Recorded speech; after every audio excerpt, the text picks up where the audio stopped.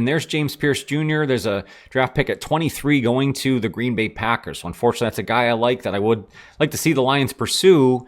And that's a position as far as being picked at 23 where the Lions could decide to go up and get him if there was a right price situation. I would love to see that, but in this particular case, he is off the board at 23. Then you have Gray Zabel, the guard I really like, going to Minnesota.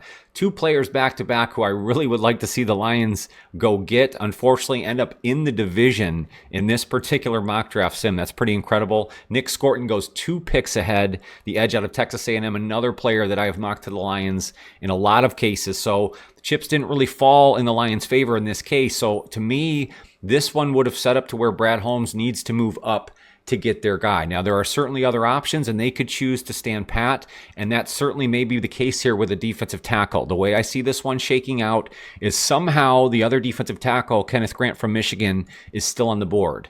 He was sort of Mason Graham's Robin to his Batman, and I think he could fit in well with the Lions. We know they're going to be without Lee McNeil for a good period of time at the beginning of the season. That means they need to have replacement defensive tackles.